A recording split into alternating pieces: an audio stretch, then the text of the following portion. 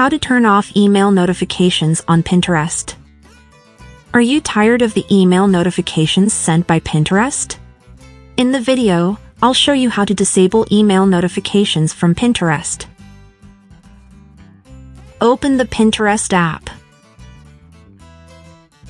Click on the profile icon in the bottom right corner. Click on the settings icon in the top right corner.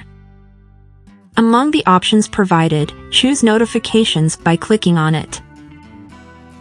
Now click on By Emails. Here, you have various options related to the notifications Pinterest sends you. You can select individual options you want to turn off by clicking on the checkmark next to the option's name.